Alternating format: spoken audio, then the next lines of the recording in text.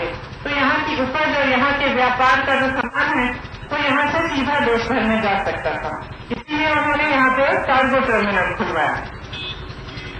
तो ये सब चीजें हैं जो उन्होंने एक दूरदर्शी सोच की वजह से क्षेत्र में कराई, जिससे आपका बहुत लाभ होगा और 30-35 साल बाद भी आपके बच्चों आगे वाली पुस्तकों का भी लाभ हो सकता है।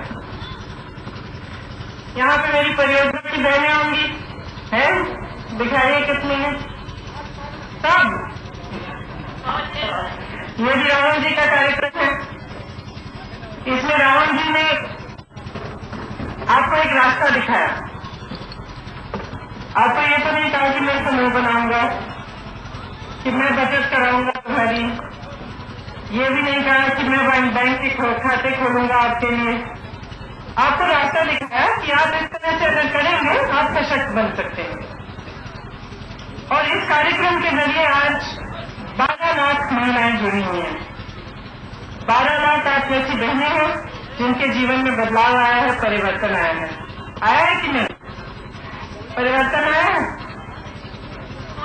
तुम्हारे में, तुम्हारे जीवन में है।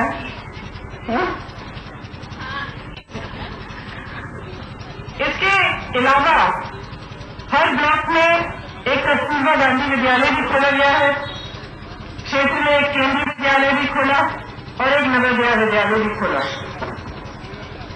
प्राय 195 बैंक खुले हैं, जिसमें से 66 बैंक पिछले 2 साल में खुले।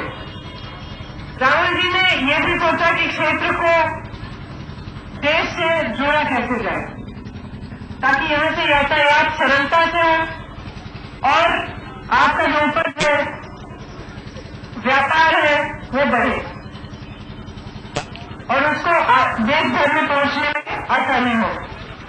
तो उन्होंने एक नेशनल हाईवे का जाल बिछाया है इस क्षेत्र में। आपके क्षेत्र में 7 नेशनल हाईवे हैं। प्रियंका गांधी अमेठी में इंतखाबी रैली को मुखातिब थी। अवाम से अपने भाई की इंतखाबी रैली के लिए सरगर्म है। उन्होंने कहा कि इफ्तिताह किया गया फूड पार्क का, जिसका किसानों को सीधा फायदा होगा। कार्गो टर्मिनल एयरपोर्ट पर उन्होंने खुलाया है राहुल गांधी ने, जिसका किसानों को का जो माल है वो मुल्क भर में पहुंचेगा और 68 बैंक वहां खोले गए हैं। और अब सीधे आपको लिए चलते हैं बिहार के मुजफ्फरपुर, जहां पर बीजेपी के सदर राजनाथ सिंह इस वक्त मुखातिब हैं। इतना भ्रष्टाचार, हवा में जो तरंगें चलती हैं, जिन तरंगों के माध्यम से आपकी मोबाइल काम करती है, आप बातचीत करते हैं, आपकी आवाज दूसरे मोबाइल वाले के पास जिन तरंगों के माध्यम से पहुंचती है उसे जी स्पेक्ट्रम कहते हैं, 2G स्पेक्ट्रम कहते हैं। उसको भी, तरंगों को भी आपने हवा में बेच डाला और उसमें भी 1 करोड़ 70 लाख करोड़ का घोटाला कर लिया। 1,70,000 करोड़ का, ये एक से एक घोटाले हुए। कोयला का घोटाला, 2G स्पेक्ट्रम का घोटाला। एक कॉमनवेल्थ गेम होता है मेरे बहनों भाइयों, आप जानते होंगे। दुनिया के कई देश, किसी न किसी देश में प्रतिवर्ष कोई न कोई ऐसा खेल करते हैं जिसे कॉमनवेल्थ गेम कहते हैं। वैसे ही यह कॉमनवेल्थ गेम भारत की राजधानी दिल्ली में भी आज के 4-5 वर्ष पहले हुआ था। उसमें भी लगभग 80-90 हजार करोड़ रुपए का घोटाला कर लिया। घोटालों की एक लंबी फहरिस्त है। सारे घोटालों की मैं यहां चर्चा नहीं करना चाहता। 2G का घोटाला, 3G का घोटाला, CWG का घोटाला, अब एक नया घोटाला हो गया, G का घोटाला। कहां ले जाना चाहते हैं लोग देश को? बहनों भाइयों, जब तक भ्रष्टाचार और इस लूट से हिंदुस्तान को निजात नहीं मिलेगी, तब तक भारत की जो हम गरीबी दूर करना चाहते हैं, न गरीबी दूर कर पाएंगे, न यहां की बेरोजगारी की समस्या का समाधान कर पाएंगे। यहां तो सभी लोग किसान है ना, किसान ही है सब लोग ना। क्या जितनी लागत आप अपने खेतों में लगाते हैं वह लागत निकल जाती है कि नहीं निकलती है? ईमानदारी से बतलाइए। बहनों भाइयों, अटल जी की सरकार थी, भारत सरकार में मैं कृषि मंत्री था। मैंने उसका एक फार्मूला निकाला है और उस फार्मूले की सराहना अपने पहले बजट भाषण में कांग्रेस की सरकार के वित्त मंत्री चिदंबरम साहब ने की और उन्होंने कहा है यदि इस फार्मूले को कुछ संशोधनों के साथ लागू कर दिया जाए तो इसे हिंदुस्तान का किसान खुशहाल हो जाएगा। लेकिन 10 वर्ष का समय गुजर गया, उस फार्मूले को लागू नहीं किया। आप ध्यान से सुन लीजिए, यदि मेरी बात आपके गले के नीचे उतरे, समझ में आए, तब तो आप ताली बजाइएगा अथवा मत बजाइएगा। बहनों भाइयों, हमने यह फार्मूला निकाला है और उस फार्मूले का नाम है कृषि आमदनी बीमा योजना। याद कर लीजिए, कृषि आमदनी बीमा योजना। यहां बीघा चलता है कि एकड़? बीघा। खेत की जुताई के पहले आपके 1 बीघे खेत की आमदनी पहले तय कर दी जाएगी। जितना बीघा होगा उस खेत की आमदनी पहले न्यूनतम आमदनी तय कर दी जाए। मान लीजिए 1 बीघे खेत की कम से कम आमदनी जितनी हो सकती है फसल ठीक ठाक होने पर, वह 10,000 रुपया है।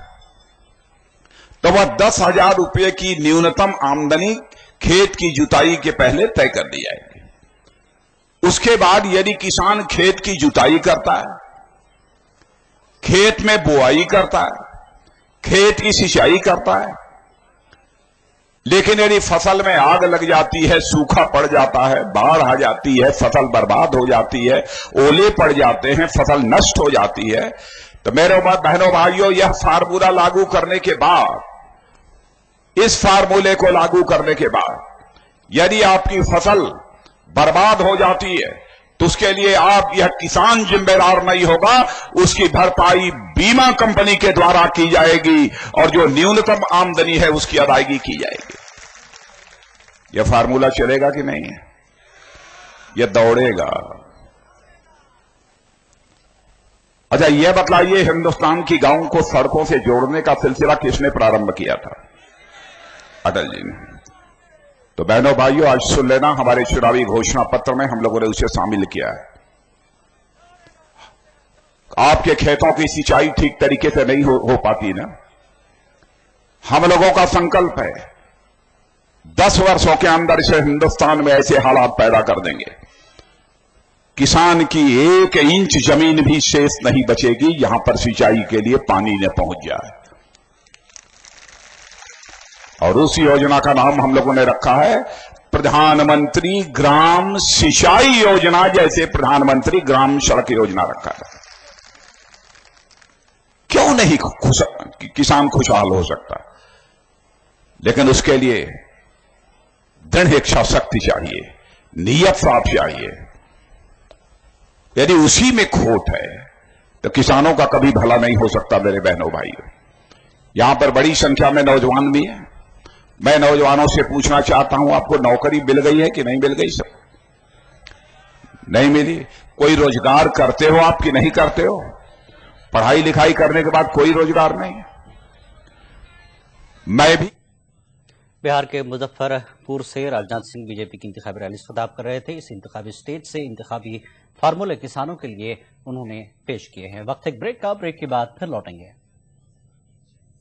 जिसने मुझे अपने पैरों पे खड़े होने का, अपने दम पे जीने का मौका दिया, मेरा वोट उसी को, मेरा वोट कांग्रेस को।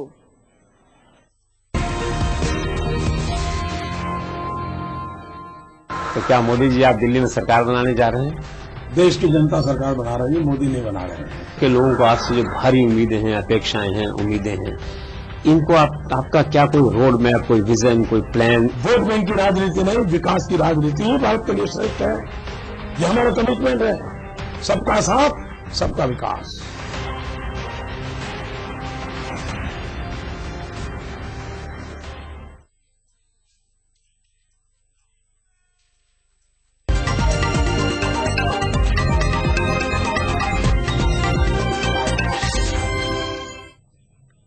खबरनामे में एक बार फिर आपका खैर मकदम है।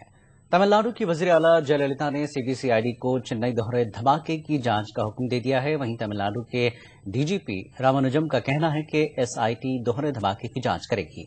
डीजीपी के मुताबिक चेन्नई हमलावरों के निशाने पर नहीं थी क्योंकि ट्रेन ताखिर से चल रही थी। दूसरी जानब वजारत दाखिला ने दहशतगर्दाना हमले से इनकार नहीं किया है और रियासती हुकूमत से इस सिलसिले में जवाब मांगा है। वज़ीर आज़म मनमोहन सिंह ने धमाकों की मजम्मत करते हुए इसे बुज़दिलाना हरकत से ताबीर किया है। वाज़ेह कि आज सुबह चेन्नई सेंट्रल रेलवे स्टेशन पर बेंगलुरु गुवाहाटी एक्सप्रेस में 2 धमाके हुए। इन धमाकों में खातून की मौत हो गई और कई जख्मी हो गए, जिनमें 2 की हालत नाजुक बताई जा रही है। जख्मियों को राजीव गांधी गवर्नमेंट अस्पताल में दाखिल कराया गया है। इस सिलसिले में मुश्तबा शख्स को गिरफ्तार किया गया। वजारत रेल ने महलूका और जख्मियों के लिए एक्सग्रेशिया का ऐलान किया। महलूका को 1 लाख रुपए जबकि शदीद तौर पर जख्मियों को 25-25 हजार और मामूली जख्मी को 5-5 हजार रुपए दिए जाएंगे। इस बीच वजीर दाखिला सुशील कुमार शिंदे ने कहा कि मुतल्लिका हुकाम को इस ज़िम्मन में हिदायत दी गई कि वो धमाके के बारे में जानकारी हासिल करें। वहीं चेन्नई के मुतल्लिका पुलिस अफसरों ने कहा कि धमाकों के बारे में अभी कुछ कहना कबल अज़ वक्त होगा। इस सिलसिले में जांच की जा रही है। About 1 person has died, about 10 to 12 have been injured. We are picking up clues, and any speculation about who did it, how it happened, is too premature and early. Has anyone been secured now? Absolutely no one.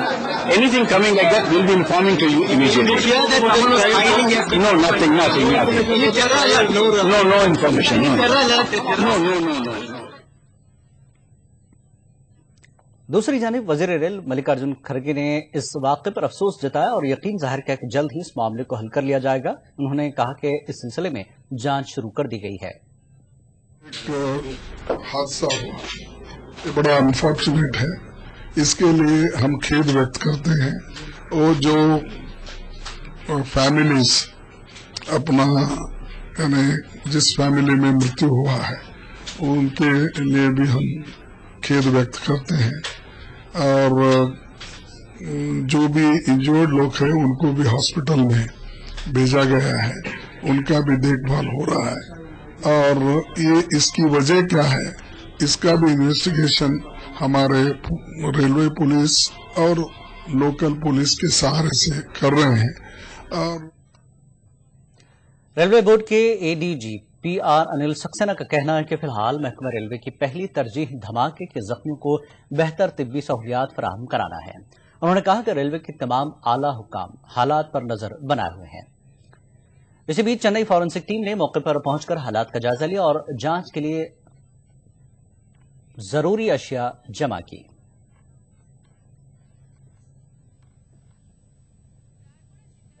हमारी कोशिश यही है इस वक्त कि हम जो घायल लोग हैं उनको बेहतर उपचार दें। केंद्रीय रेल मंत्री श्री मल्लिकार्जुन खड़गे जी ने निर्देश दिया है कि घायलों का उपचार बेहतर तरीके से किया जाए। जो गवर्नमेंट हॉस्पिटल है चेन्नई का उसमें डॉक्टर्स अटेंड कर रहे हैं। हमारे रेलवे के डॉक्टर्स भी असिस्टेंस के लिए वहां पहुंच गए हैं। हमारा सिक्योरिटी ऑफिसर्स वहां पर हैं, हमारे ऑपरेशन का स्टाफ है, हमारा डिवीजनल रेलवे मैनेजर वहां है। और अब आइए रुख करते हैं दिल्ली का, जहां पर चिदम्बरम इस वक्त मीडिया से बात कर रहे हैं।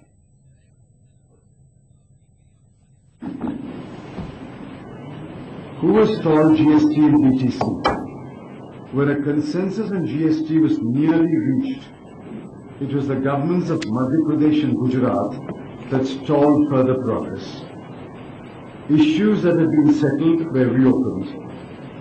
The consensus reached on the draft of the Constitution Amendment Bill was broken and work on the GST bill was interrupted.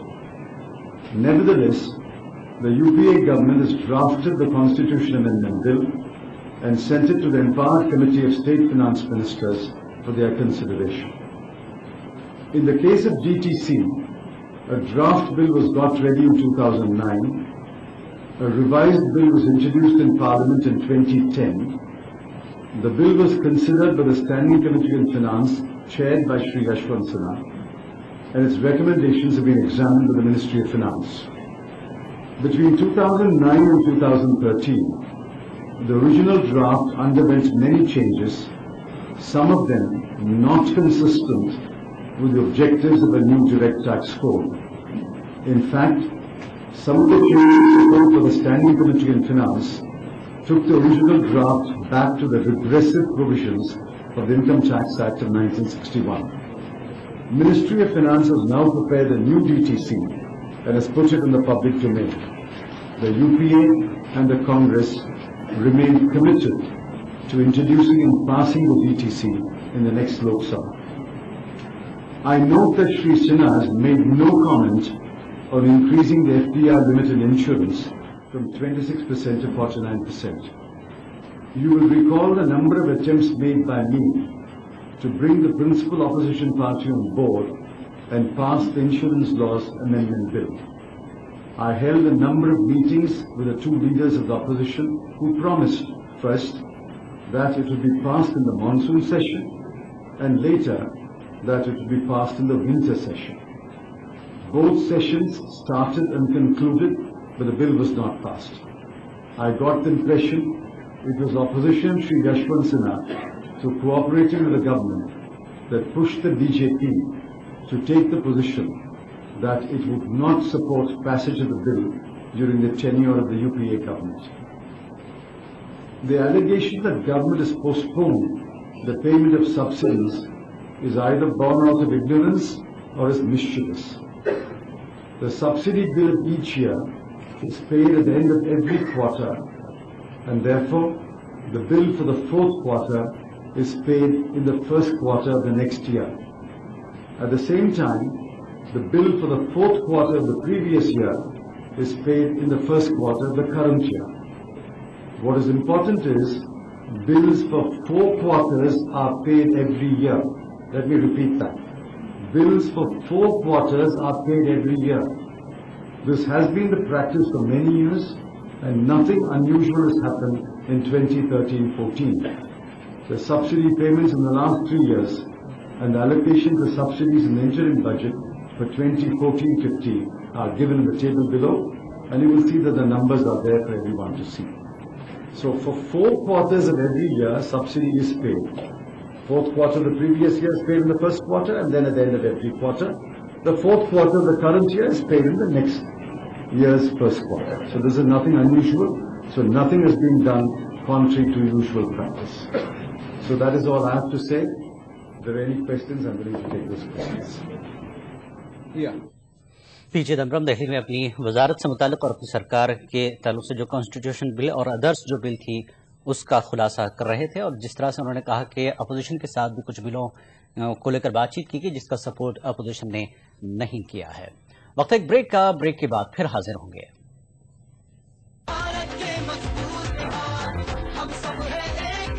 युवा है भारत के मजबूत हाथ। हर साल 2 करोड़ युवाओं को मिलेगी ट्रेनिंग और रोजगार के अवसर, और हर जरूरतमंद युवा को स्कॉलरशिप। कांग्रेस की टीम है आपके साथ। हर हाथ शक्ति, हर हाथ तरक्की।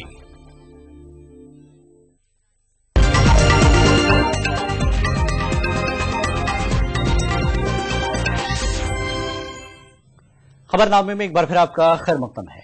सीपीएम के सरबराह प्रकाश करात ने उम्मीद जाहिर की है कि तीसरा महाज आइंदा हुकूमत तश्कील देगी और एसपी सुप्रीमो मुलायम सिंह यादव तीसरे महाज की हुकूमत की क़यादत कर सकते हैं। CNN IBN न्यूज चैनल से खास बातचीत में इन्होंने इन ख्यालात का इजहार किया। एनसीपी लीडर तारक अनवर का कहना है कि मरकज में हुकूमत साजी के ताल्लुक से अभी कुछ कहना कब्ल अज़ वक्त होगा। तारक अनवर ने सीपीएम लीडर प्रकाश करात के मुलायम सिंह यादव के वज़ीर आज़म बनने से मुताल्लिक बयान पर तबसरा करते हुए कहा कि इंतखाबी मरहला जारी है और नताइज का इंतजार करना चाहिए। खाली इंतजार करना चाहिए, जल्दबाजी में किसी नतीजे पर नहीं पहुंचना चाहिए। क्या रूपरेखा बनेगी चुनाव के बाद ही, यानी 16 मई के बाद जब परिणाम आ जाएंगे तभी पता चलेगा कि देश की जनता क्या चाहती है। कोयला घोटाला मामले में साबिक कुल सेक्रेटरी पीसी पारेख आज सीबीआई के हुकाम के सामने पेश हुए। पीसी पारेख से उनके ओहदे पर रहते हुए ओडिशा में वाक़ कंपनी हिंडाल्को को कुल ब्लॉक फराहमी के बारे में पूछताछ बनी है, क्योंकि पीसी पारेख पर हिंडाल्को को मुबैना तौर पर कुल ब्लॉक की फराहमी का इल्जाम है। पारेख ने सीबीआई में हाजिरी देने से काबिल कहा कि इन्हें सीबीआई के जरिए पेशी के लिए ताज़ा नोटिस जारी की गई थी। वाज़ेह के पारेख दिसंबर 2005 में कुल सेक्रेटरी के ओहदे से सबूतदोश हुए हैं। मुजफ्फरनगर फसादात के 4 मुलजमीन की गिरफ्तारी अमल में आई है, जबकि दीगर 2 मफरूर मुलजमीन की जायदादों को कुर्क कर लिया गया है। गुज़श्ता साल हुए फसादात के दौरान भवाली गांव में कत्ल और तशद्दुद भड़काने के इल्जाम में गिरफ्तार किए गए मुलजमीन के नाम ओमपाल, सचिन, लाला और बाला हैं। इसी दौरान फसादात में मुलविस दीगर 2 मफरूर मुलजमीन की जायदादों को भी कुर्क कर लिया गया है। पुलिस ज़राए के मुताबिक मकामी अदालत की हिदायत पर मफरूर दोनों मुलजमीन जसपाल और सितंदर की जायदादों को कर्क किया गया। वाज़ेह है कि गुज़श्ता साल मुख्तलिफ कस्बों हुगना, भवांडी और मोहम्मदपुर में हुए पुरतशद्दुद वाक़यात के दर्जनों मुलजमीन अभी भी मफरूर हैं और अदालत ने मुतल्लका मुलजमीन की जायदादों की कुर्की के अहकामात जारी किए हैं।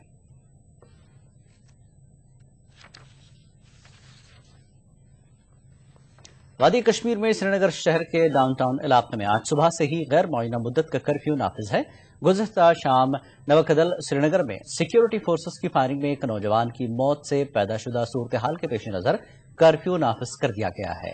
मायसुमा पुलिस स्टेशन के तहत आने वाले इलाकों में भी कर्फ्यू नाफिज है। इन इलाकों में भारी तादाद में पुलिस और सीआरपीएफ एहलकारों को तैनात किया गया है और लोगों को घरों के अंदर रहने की तलकीन की जा रही है। इन इलाकों को जाने वाले रास्तों को बंद कर दिया गया है और लोगों की नक्ल हरकत पर पाबंदी है। उधर नवाकदल हलाकत के खिलाफ अलहदगी पसंदों की जानिब से दी गई हड़ताल की कॉल के सबब वादी के दीगर हिस्सों में मामलात जिंदगी मुतासर है। हड़ताल की कॉल हुर्रियत कॉन्फ्रेंस के दोनों ग्रुपों ने दी है और JKLF ने भी इसकी हिमायत की है।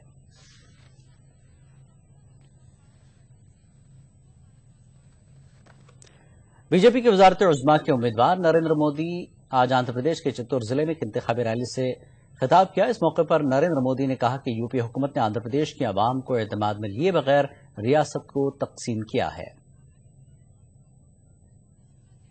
ये मां बेटे की सरकार ने और ये दिल्ली में बैठी हुई कांग्रेस पार्टी ने आंध्र के लोगों पर उनका अपमान करने का जब भी मौका आया है, आंध्र का अपमान करने में कभी भी उन्होंने पीछे नहीं रहे हैं। तेलंगाना बनाया, सीमांध्र बनाया, लेकिन यहाँ की जनता को विश्वास में नहीं लिया।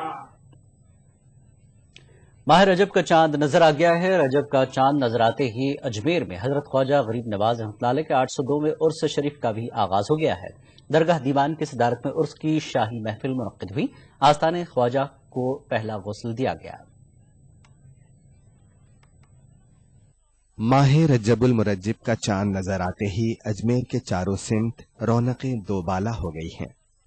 हजरत ख्वाजा मोइनुद्दीन चिश्ती रहमतुल्लाह अलैह के 802वें उर्स शरीफ का बाकायदा तौर पर आगाज हो गया।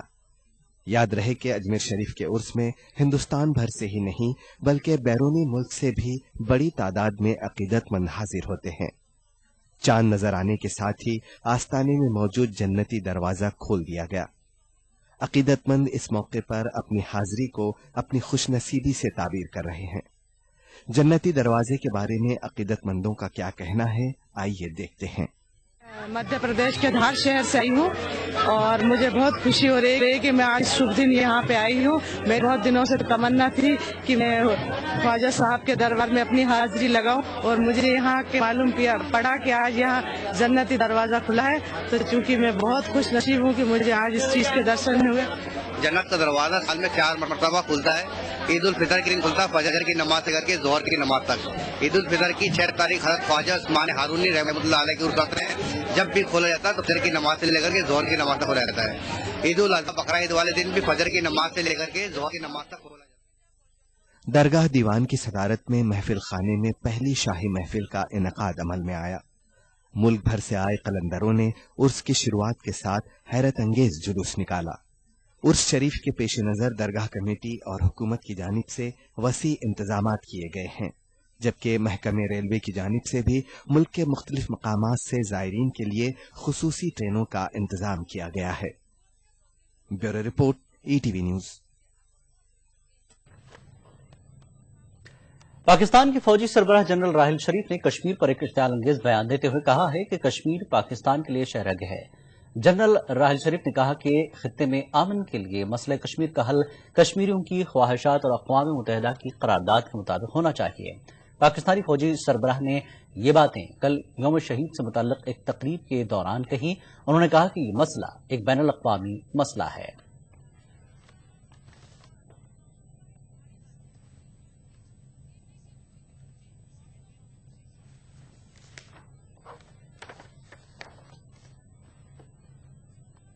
और अब आखिर में सुर्खियों पर एक नजर। तमिलनाडु की वज़ीर आला जयललिता ने सीबीसीआईडी को चेन्नई दोहरे धमाके की जांच का दिया हुक्म। महलुका और जख्मियों के लिए एक्स ग्रेशिया का ऐलान। कोयला घोटाला मामला साबिक कुल सेक्रेटरी पीसी पारेख सीबीआई के सामने हुए पेश। पारेख पर हिंडाल्को को कोयला ब्लॉक प्लॉट करने का है इल्जाम। मुजफ्फरनगर फसादात मामला 4 मुलजिमीन गिरफ्तार। 2 मुलजिमों की जायदाद की कुर्ते। मुलायम सिंह कर सकते हैं तीसरे महाज की हुकूमत की क़यादत। प्रकाश रात का बयान। और कश्मीर पाकिस्तान का शहर है। पाकिस्तानी फौजी सरबराह राही शरीफ का बयान।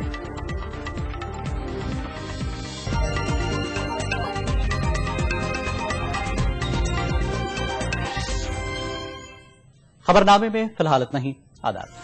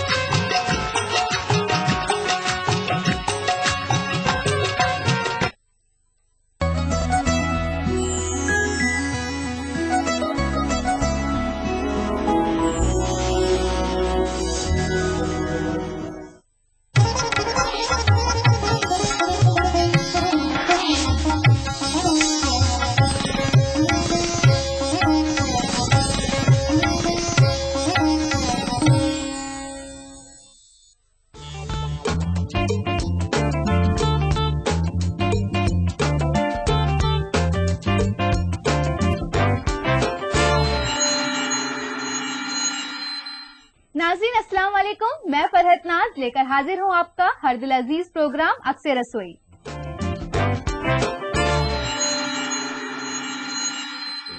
दोस्तों, हमारी एक कोशिश होती है कि हम आपको रोजाना कुछ लजीज और सेहतमंद रेसिपी से रूबरू कराते रहें। तो चलिए चलते हैं सारा के पास और जानते हैं कि वो आज हमारे लिए क्या पेश करने जा रही हैं। सबसे पहले तो सारा, इस्तकबाल है आपका हमारे इस प्रोग्राम में। शुक्रिया सारा, अब आप हमारे लिए क्या पेश करने जा रही हैं? आज हम बनाएंगे हरी भरी दाल। ठीक है सारा।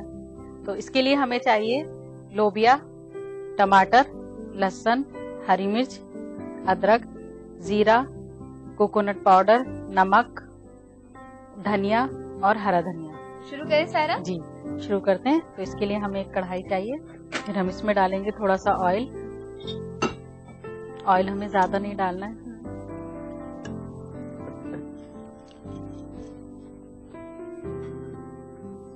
तो थोड़ा सा ऑयल डालेंगे।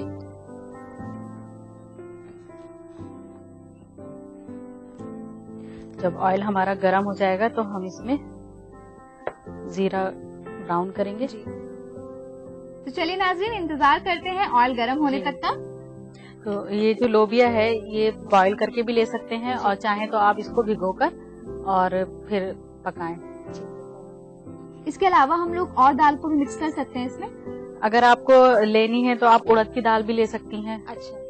क्योंकि उड़द की दाल को भी हम इस तरह से बना सकते हैं कि वो मतलब बिल्कुल मिक्स नहीं करनी है, हमें ऐसे ही खड़ा रखना है इसको। जैसे मतलब लोबिया है कि अलग अलग पीसेस रहेंगे, ऐसे करना है। तेल भी गरम हो गया, डालें। ऑयल गरम होने के बाद हम जीरा डालेंगे इसमें थोड़ा सा। फिर हम इसको वुडन स्पून से, क्योंकि दाल है ये तो हम वुडन स्पून ही इस्तेमाल करेंगे ताकि ये जो है अलग अलग ना हो, पानी और दाल जिससे अलग हो जाती है। फिर हम इसमें डालेंगे लहसुन, जो कि छील कर काटना है, और फिर इसको हम ब्राउन करेंगे। ठीक, लहसुन थोड़ा सा ज्यादा लेंगे।